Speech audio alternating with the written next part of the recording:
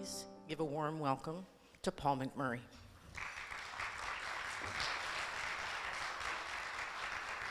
Hi, I'm delighted. I'm delighted and honored to be here. And forgive me why I set up for just a second, but I have to set my table for what we're going to experience today. I'd like to introduce my brother David. Some of you may have been to his session. At Insight Management, we really have thought of ourselves as the McMurray brothers and Lee McCormick. And so the McMurray brothers are serious topics and serious fun, and I hope that we're going to have some serious fun today.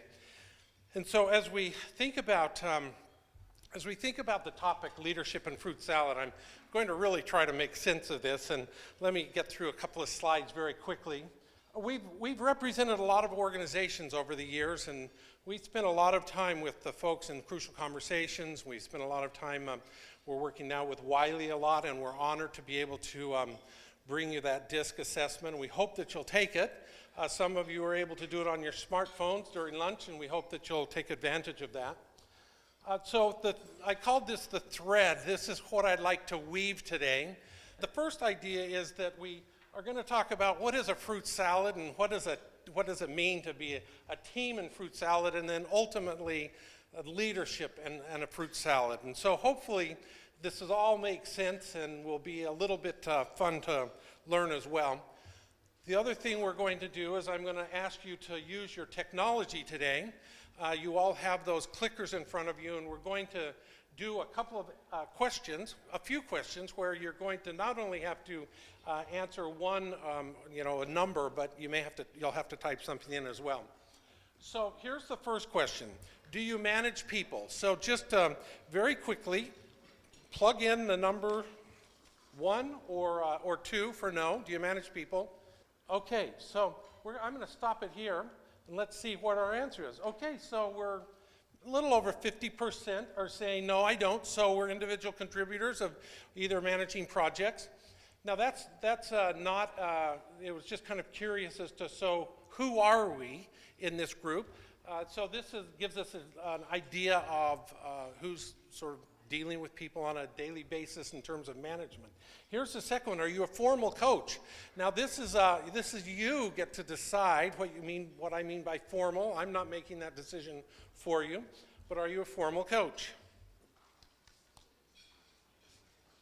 Okay, I'm going to stop here, and let's just take a look at so some say yes, some say no, some don't know. So those of you who don't know, it could be, do I need to be certified to be a coach or not? The answer is no, you don't. There's all sorts of forms of coaching out there.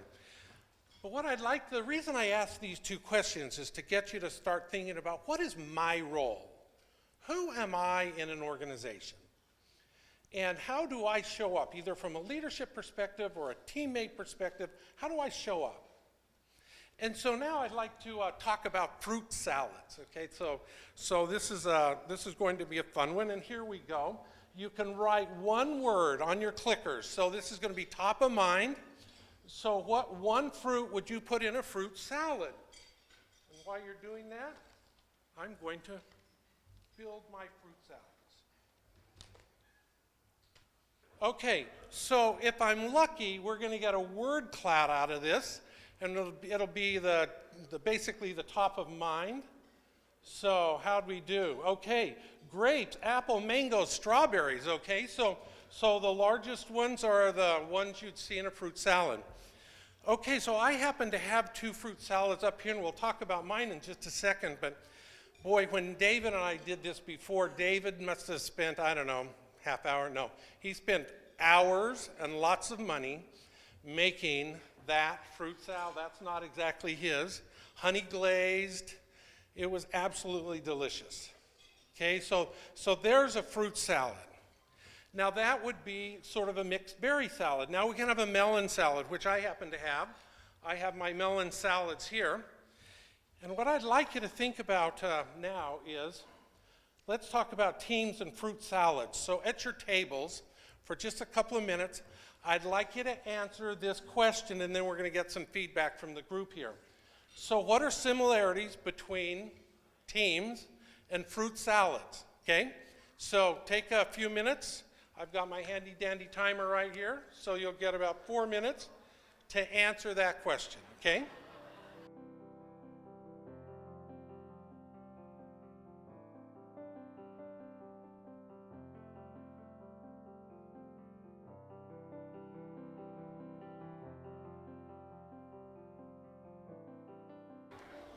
And let's see how you answered this question.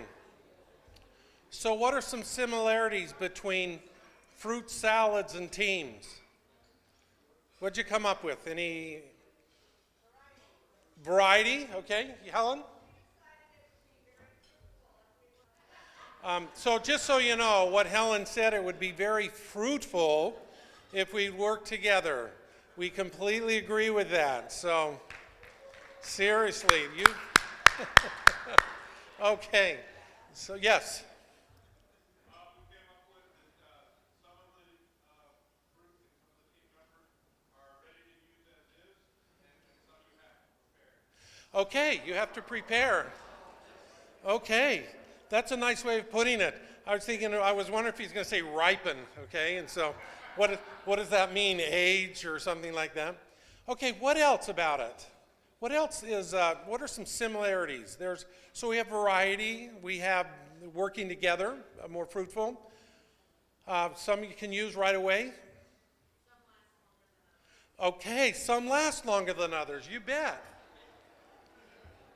Okay, one last one. Any group? Okay.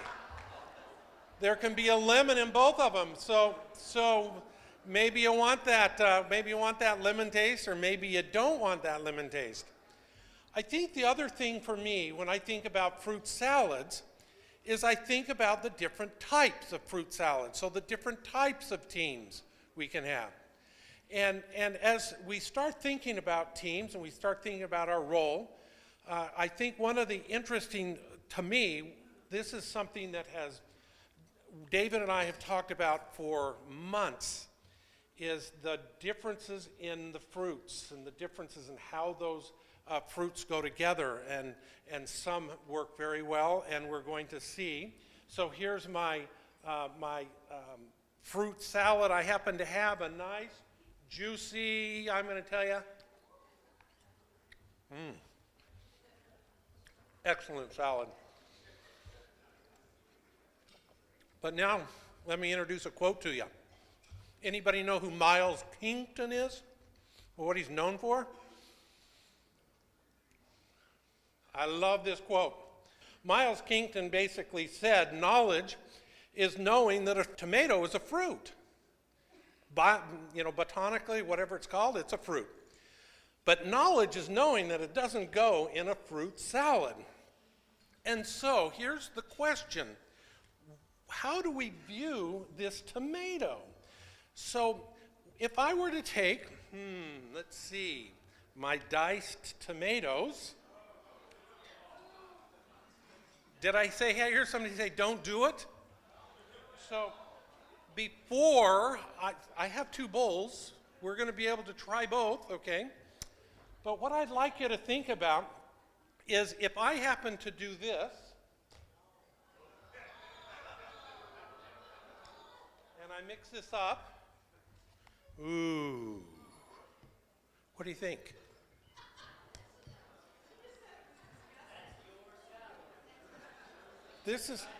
We're talking creativity here, seriously. So, here's the question. Would you eat my wonderful prepared salad with tomatoes in it? Oh, seriously. Okay, we're going to see how you do this. So you've got your clickers. We should be able to see close to, oh, seriously. The 33%, I thank you. I thank you very much. Okay, for you others, you have missed out on a wonderful eating delight here. But there's more to this than meets the eye when it comes to teams and leadership. And so I'm going to ask this question, and I'd like you to talk about this at your tables, is how do you see this tomato? And now we can think about this we're going to now take it out of the fruit category, but you can actually look at this from both the realistic taste side of this salad, but I'd also like you to think about how do you see the tomato on a team. Okay, so I'm going to give you another 4 minutes, maybe a little more, to discuss how do you see that tomato? How do you see this in our salad? And then take that into thinking about our teams. Okay? 4 minutes.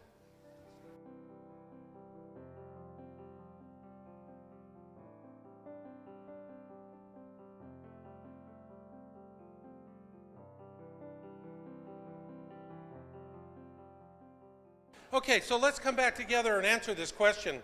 I think this will be very enlightening as we start thinking about how do we view the tomato. So, some examples. How did you view the tomato? Yes? Okay, so there could be a different path. The tomato might get squished for those of you who didn't hear. And who wants squished tomatoes in our fruit salad, right? That kind of makes you think of this, doesn't it? Okay, so what else? How else did you see the tomato? Anyone? Yes? Okay, so thank you. So garnishment. The whole idea that we might want that flavor somewhere else, not necessarily in the fruit salad. What else? The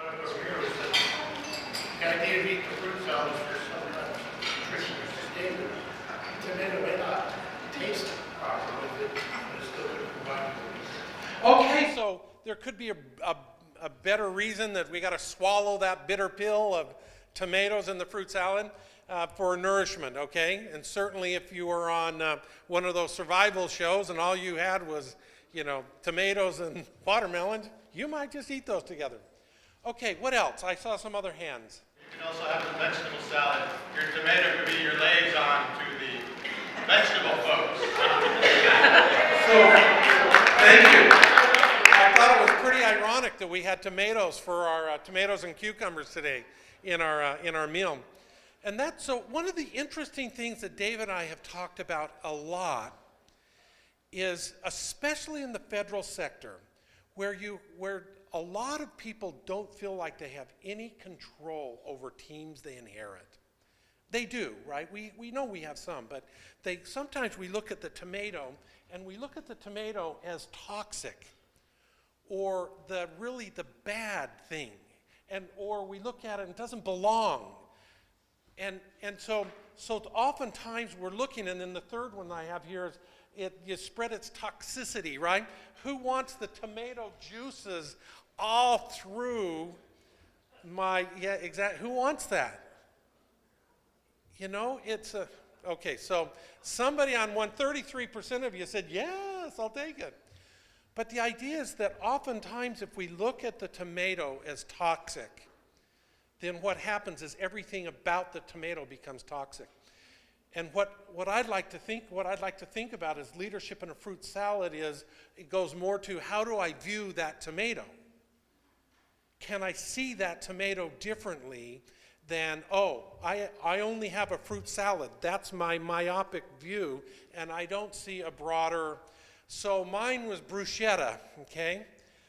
I love the bruschetta, or you could put it in all sorts of things that you might use. And so a different analogy might mean that really what we need to say is it's leadership in the meal, not leadership in the fruit salad.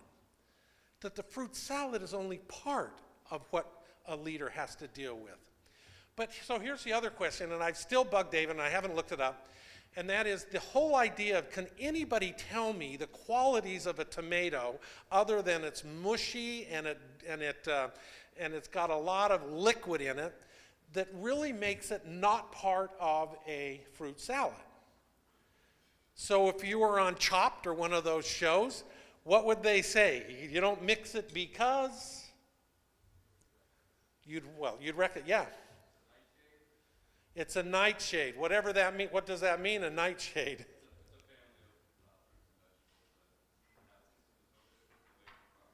Okay.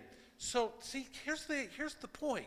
Somebody understands the uniqueness of a nightshade. Is it a fruit, a vegetable, or is that a group of things?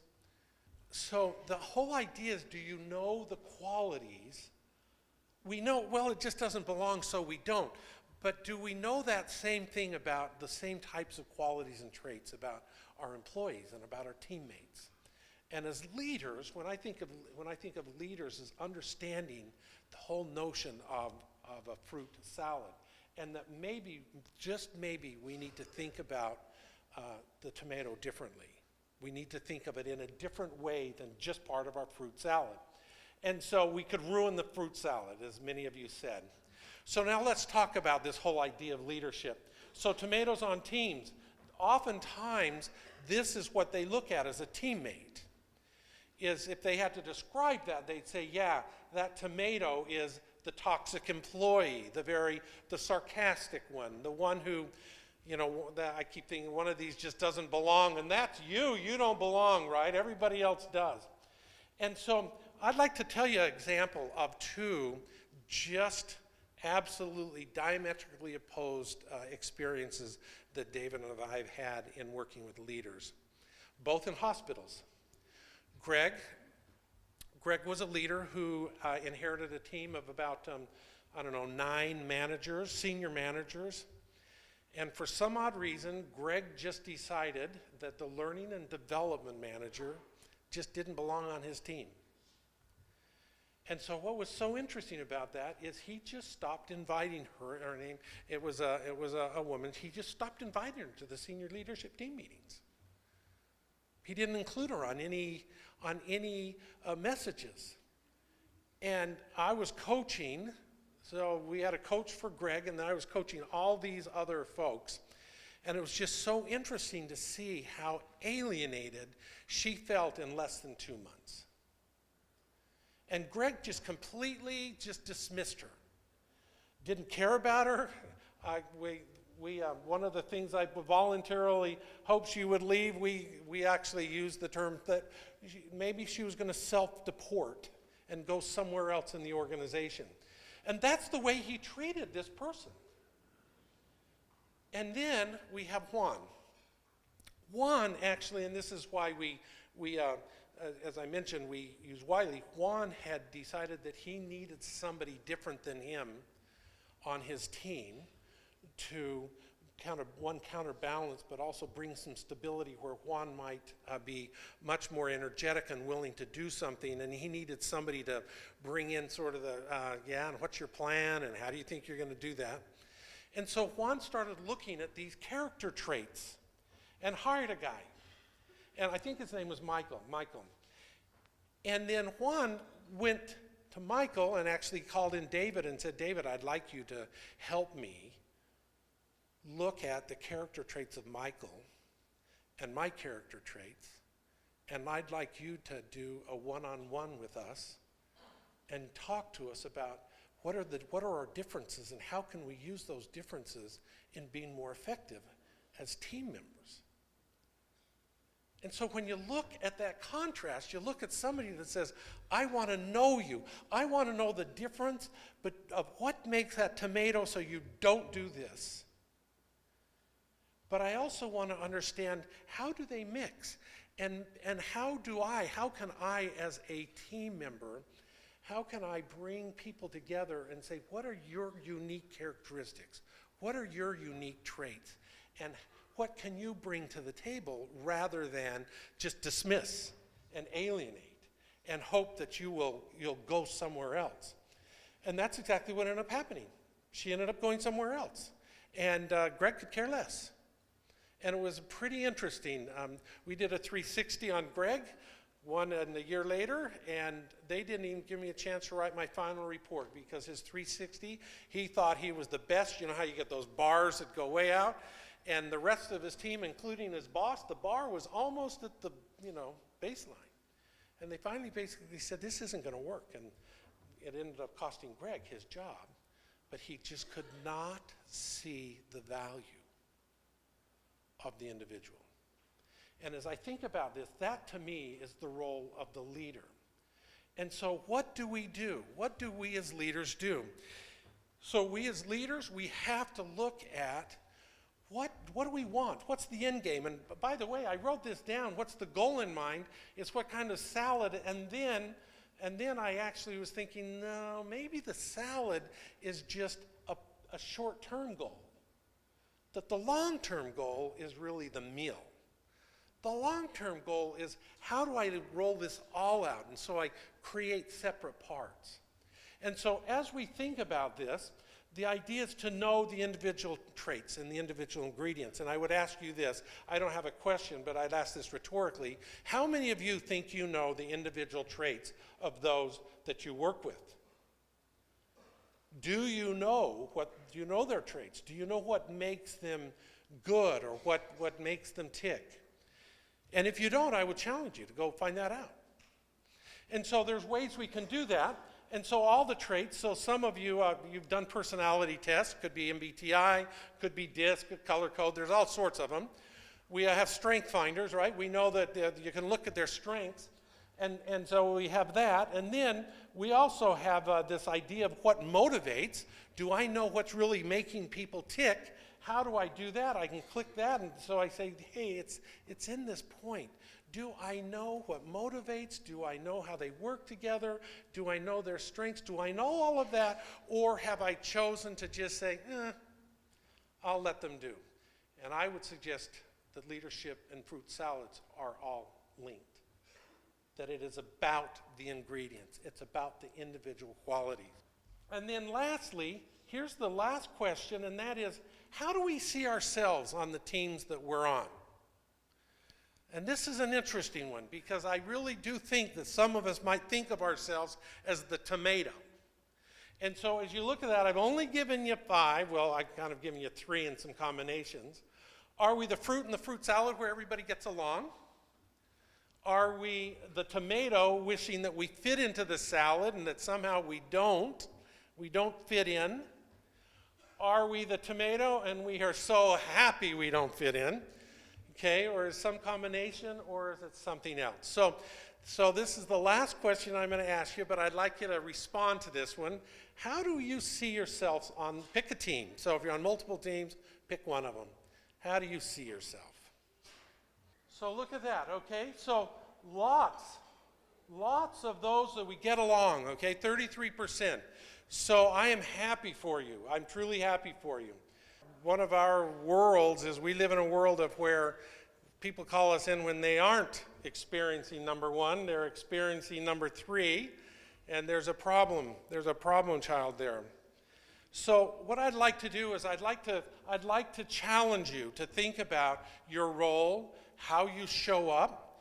And the last slide for me is, who are we? And I was thinking about this from an organizational development and a training perspective. Who are we? And can we see our uniquenesses and embrace it? Can we do that? Do we see ourselves and say, I can bring something to the table? Do we help others see their uniquenesses, okay, and not necessarily their toxicity? And I was particularly thinking about that from an L&D side, is how much can we do to help others see the value they bring to a team? When they might be struggling or they might not feel like they fit in. What can we do to do that? And as coaches, as trainers, I hope that that's something that you see as a role that you have. That that's something you bring to the table. That we all, I hope collectively we all bring that to the table. That ultimately, remember, it's about the meal and not just the fruit salad. And that if we think broader than that, it gives us a chance to think more about the uniqueness that we bring. And so with that, I'd like to thank you for this wonderful opportunity and challenge you to remember that the tomato is not a bad, toxic fruit. It just has to be used differently.